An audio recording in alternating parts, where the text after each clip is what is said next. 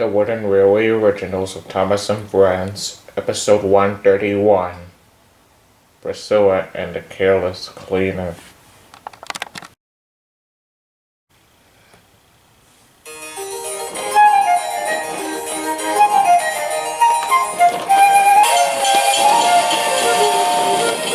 Priscilla has looked them down the soda when she first arrived last year and knows it very well.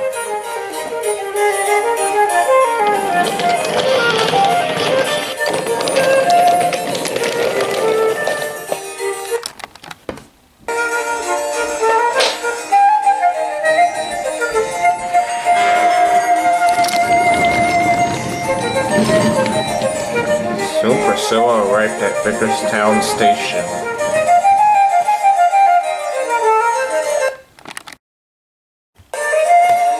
You know just where to stop, Priscilla, laughed his driver. You can almost manage it without me. As Priscilla uncoupled from her train, she didn't realize her driver was joking. Next day, she spoke to the others. Driver says I don't need him now.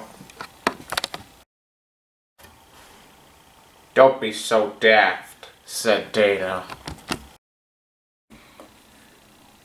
I'd never go without my driver, said Mark earnestly. I'd be frightened. Last time I pulled the express to the North Pole, the driver had accidentally pulled the lever and it made me go fast down the hill and slid down the lake. But luckily he fixed it and, well, you know the rest. Huh, said Priscilla. I'm not scared. You'd never dare. I would then, you'll see. The next day, Priscilla's driver was taken ill, so Mark's driver took his place. As she arrived at Vickerstown Station, she felt as if she was going forward for some weird reason. It was all because of a careless cleaner would meddle with their controls this morning.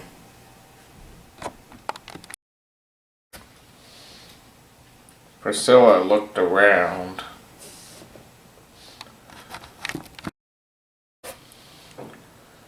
Mark's driver went to go look around, went to go watch the trains outside the station. But he completely forgot all about Priscilla's handbrake. Priscilla chuckled. Silly stick in the butt, she chuckled. I'll show Dana and Mark. I'll just go out and then I'll stop and whoosh at them. That'll make them jump.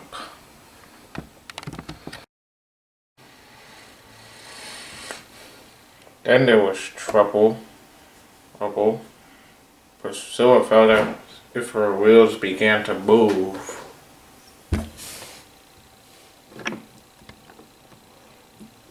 And she didn't see Henry pass by with a train of logs. Priscilla tried to brake, but she couldn't. She had no choice but to shut her eyes. Oh dear, she cried as she banged into the lumber cars.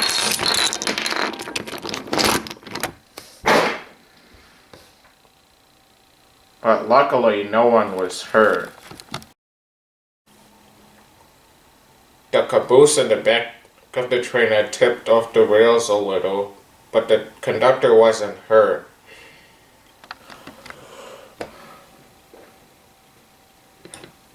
So Sam had to take Priscilla's coaches.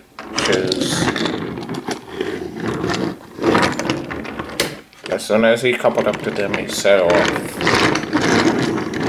With all of Priscilla's passengers on board.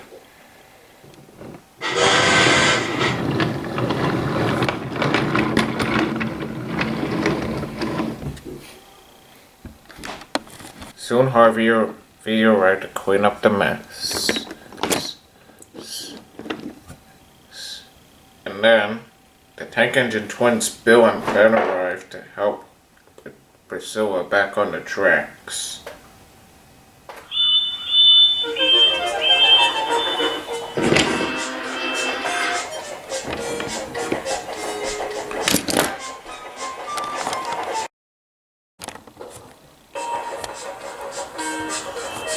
Don't worry yourself. Don't worry, Priscilla. We'll soon have you back on the rails, they said.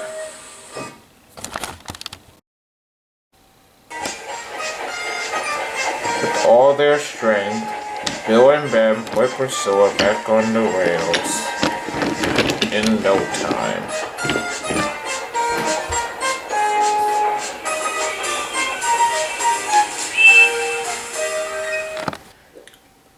As soon as the mess was cleaned up, Henry set off.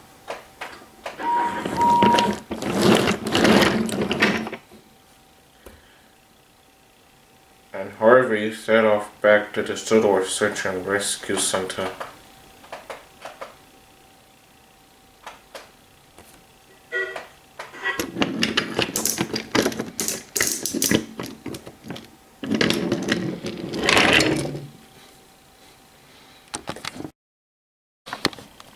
Priscilla's buffers were badly dented.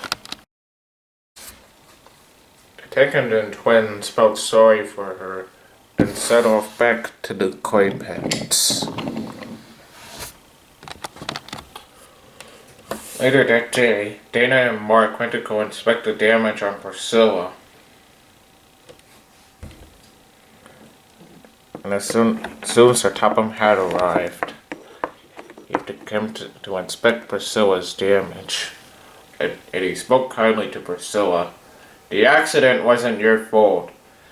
Oh, it was one of the Careless cleaners that meddled with your controls, and it was Mark's driver who forgot all about your handbrake.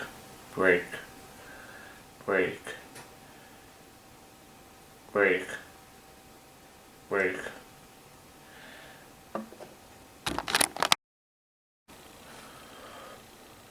Sir, said Dana. Yesterday, Priscilla told us that, his driver doesn't need him now because of the accident. Oh, said Sir Topham Hatt. I see. Yeah, said the driver as he came back from back. It might have been my fault. You see, I told Priscilla that, she knew just where to stop, and that, how, she can almost manage it without me. So I made a huge mistake, sir. It's alright, said Sir Topham Hatt. Now, Priscilla, you are not to blame for the switch failure, but you got a lot to learn about jokes.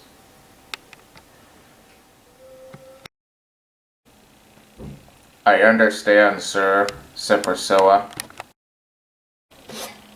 And while you're being mended, 2 diesels shall do your work.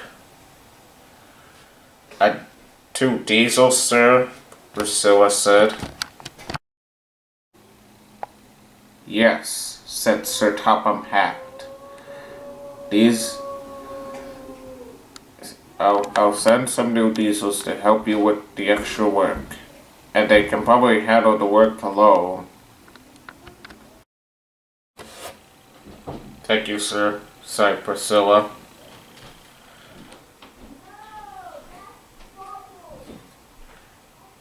And from that moment on, Priscilla now knew about jokes and how